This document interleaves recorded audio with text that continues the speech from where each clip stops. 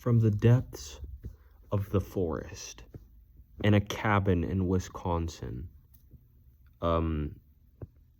after a bunch of bad shit happens to you, what do you want to do? Do you want to drink alcohol? Do you want to be all by yourself? Do you want to think about things and piss in the snow? Or do you want to do all three? Well, if you want to do all three, you have won the quiz award, and you are most like Bon Iver while he recorded for Emma forever ago. And that is the album of the day today. So this album means a lot to me. I remember I found Skinny Love on accident somewhere, and I think that's how everyone found this album. And I fell in love with it instantly. It is easily one of the most beautiful things I've ever heard, so I'm gonna talk about it. So, a little bit of lore. I'm pretty sure from what I remember learning about years ago, Bon Iver is Justin Vernon's original solo project turned into a band. And Justin Vernon was a part of a band. I don't know if it was Bon Iver or if it was like Volcano Choir, which is something he was a part of for a while. I don't know what band it was, but they either broke up or they kicked him out of the band, and then his girlfriend and him were having issues, and I presume they broke up. And he went and decided to go live in his dad's cabin in Wisconsin all by himself. Drank a lot of alcohol and had a guitar and Pro Tools. So he used what he could to create this album. And the songs, to my understanding, are more about like how the letters and the words sound and stuff like that, rather than like truly being a cohesive meaning for you to understand without having to think, you know? It's kind of like they're very complex, and supposedly he wrote a lot of the songs as they came along, with like the vowels and shit like that, which is pretty cool. But yeah, if you don't know the song Skinny Love, I don't know what to tell you. You either weren't on the internet at all or you weren't on the internet at all. Skinny Love is a very beautiful song. And it is the third song off of this album, and I remember hearing the Birdie version, and I was like, oh, this is pretty good. Listen to this one. So this album is fully acoustic, aside from like the random like artsy bits like in The Wolves Act 1 and 2, where there's like a lot of like studio manipulation, a lot of fun in that regard. Let's see what other songs.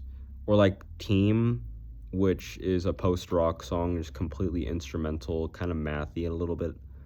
But like obviously lots of studio play around here. And one of the most iconic things about this album is Justin's higher pitched voice. He used falsetto throughout this whole album, again supposedly because a lot of the songs were a little bit too like hard on him emotionally, and falsetto was easier to like let those feelings out. And because I've listened to Justin Vernon's older albums, he made a lot of acoustic blues, kind of folk rocky kind of stuff, which is pretty cool. But yeah, all these songs were made by him in his cabin, his dad's cabin, with his guitar and a microphone and Pro Tools, which makes it feel very desolate, and it really does feel like both this album cover and both the story that I just told, that he went and lived in his dad's cabin and, you know, in complete isolation. And when he came back, some of his friends were like, yeah, dude, pitch this to a record label, and it was released on Jaguar Records or whatever it's called. I forgot what it's called. Jaguar. Okay, sweet. But yeah, truly it's a beautiful album, and it honestly feels like healing. It really does. it's one of those albums that are like accidentally conceptual, and I don't know if this was his intention because again, he's a very artsy, very complex individual, and his lyrics tend to be very deep rooted and what's the word where it's just kind of like a very abstract um behind like a key, like behind like a lock and key almost, where it's like you really have no idea. I forgot what the word is for that. Fuck. But anyways, um what was I talking about? God damn it.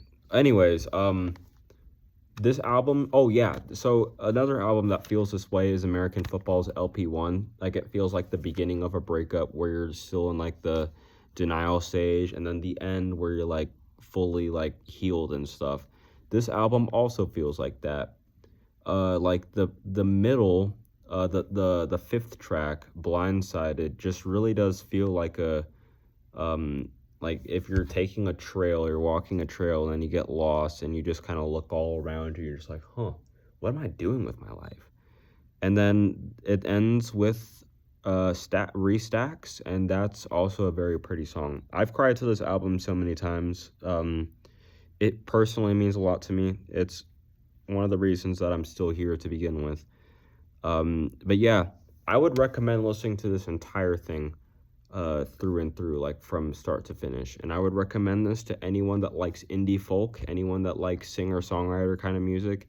If you like Bob Dylan, you may like this. He's not like Bob Dylan whatsoever, but if you like singer-songwriter music that's just like a guy and a guitar, you will absolutely like this album. If you like lo-fi music, like if you like the Microphones or Guided by Voices, you also might enjoy this.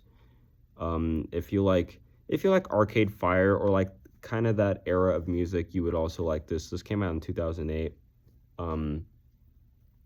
And also, Skinny Love was very important in developing the sound for like the stomp and holler kind of millennial core, like Hey Ho by the Lumineers kind of music, because it did have that kind of beat. It's not a stomp and holler song, but it was very instrumental in developing that kind of sound. But yeah,